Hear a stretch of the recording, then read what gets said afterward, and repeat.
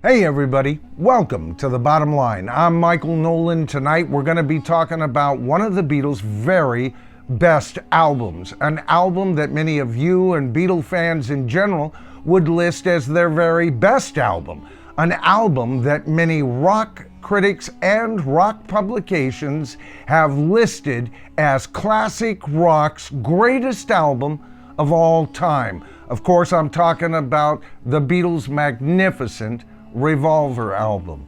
Tonight we're going to be talking about that album in general, and we're going to be comparing two specific versions of this album, the UK versus the American version.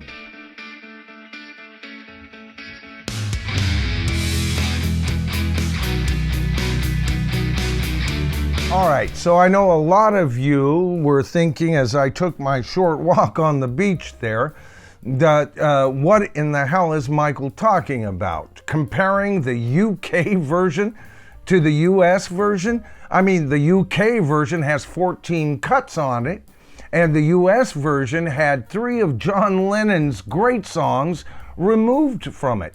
But you got to remember, you got to go back to the time that these albums were released. Capitol often released different versions of what the Beatles had presented as UK versions. And they had already dedicated those Lennon tracks for Yesterday and Today. So the album that I grew up with was the US version of this album, and I gotta tell you, at that time it was my favorite Beatle album in that guise. I mean, the whole album was so psychedelically unified in that version for me. Now, when I first got the British version, I gotta tell you, it was a little unnerving. Now, it wasn't because I hadn't heard these 3 additional tracks before. I had Yesterday and Today. I was familiar with those songs, and I loved those Lennon tracks.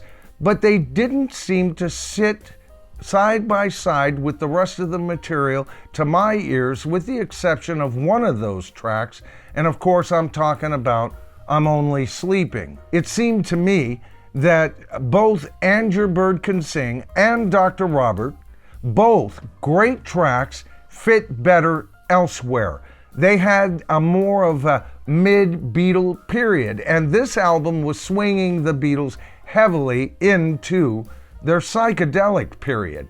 Those 2 songs, if had been written in time, would have fit better on the Rubber Soul album, and of course I can think of a couple of Rubber Soul songs by John Lennon that would fit better on Revolver. Just one example of that is the wonderful Nowhere Man. So I had to learn to love the British version, and I do to this day, and it is, I guess, my preferred version. It's the version that I'm more interested in. As you guys have known, in the past I brought this up. This is the box set version of the album. You get a remixed and remastered version of this in stereo and mono, as well as a double album as a bonus treat of all the studio outtakes. And that version of the album even features Robert Freeman's original concept for the album cover. Now, if this cover had come out in the day, I would have absolutely fallen in love with it. A circle within a square. Wow, what a thing. And a collage that was representing some of the changes the Beatles were experiencing personally, in their lives, and the changes they were experiencing as a group. Now, this portion of the box set really is a double album of all the studio outtakes. And on top of that, this version also comes with, a double EP at the size of a 45. Of course, these include the 2 songs that were recorded during these sessions, but released as a single. Of course, I'm talking about Paperback Writer and Rain. You get 2 songs per side in stereo, and then again 2 songs on this side in mono. So if you ask me which version of Revolver I like best, it's got to be the box set, right? But that also costs an arm and a leg. But if there's any box set alive in classic rock, this was the one I wanted, and I actually splurged on it because, I got some help from my wife. It was a birthday gift for me last year. But I want to get back to this whole idea of the UK version of this album and the US version of this album. Now, like I said, there's two songs that weren't on the US version that even to this day, if I really had my way, they would take off. As a matter of fact, that would be And Your Bird Could Sing and, of course, Dr. Robert. And I feel at this point they should just include Paperback Writer and Rain. Now, not only does that help to bring more Lennon material into the album, of course, an additional McCartney song as well, but you have to look at what this box set unveiled for us to understand that even in its original version, John Lennon didn't just have two songs. Many people saying it wasn't fair. John got two songs. George Harrison, who usually only got one, maybe two songs per album, was getting three songs on this album, right? But that's not exactly true. You see, with the revelation of the outtakes of the box set, we found out that John Lennon actually had a whole lot to do with writing Yellow Submarine. Over the decades, most of us thought this was a song that Paul McCartney specifically wrote for Ringo to sing. But in the outtakes, it's revealed that probably John Lennon wrote the verse aspects of that song with Paul McCartney doing the finishing touches with the chorus and the song structure. So with that in mind, John Lennon does have three songs on this album, but he even has one more. You see, there was a point when John Lennon was even bragging that he wrote 70% of the lyrics for Eleanor Rigby.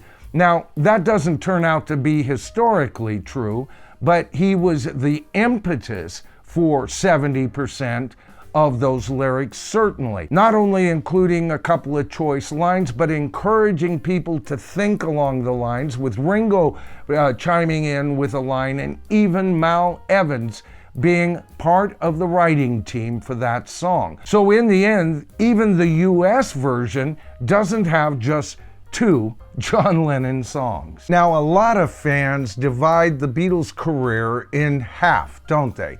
There's the early Beatle period, starting with Please Please Me and ending with the Rubber Soul album, and then the latter period, beginning with Revolver and ending with Abbey Road, not Let It Be, even though Let It Be was released later. After Abbey Road, it was recorded first. So Abbey Road, to me, is their last album. But you know, that's not how I see it. All right? To me, there is the early Beatle period, no doubt, starting with Please Please Me, and in my mind, ending with Beatles for Sale. Then we go into the Beatles mid-period, and of course that would entail the Help album, Rubber Soul, and Revolver in my mind, okay? And then we have a third period with the Beatles, of course their wonderful psychedelic period, ending with the latter Beatle period from the White Album on. But that's not how I always saw it. I started the psychedelic period for the Beatles with Revolver as it was released originally here in the US. You see, there's that And Your Bird Can Sing and Dr. Robert, to me sounding more mid-Beatle period, see? And so there is an argument to release this album just with the 11 tracks, or better yet, those 11 tracks with Rain and Paperback Writer included. So with all of that in mind, my question to the tribe tonight is this: how do you divide the Beatles' career? Do you see it as being two halves, the early Beatles versus the latter Beatles? Or do you see it in threes? There's the early, the mid, and the latter Beatles. Or do you, like me, see it as four distinct periods? And would that psychedelic period be better enhanced with a US version of this album? Now, I have a second question for you tonight, too. Which version do you prefer? Am I way off base here? I absolutely adore the British version. Don't forget that.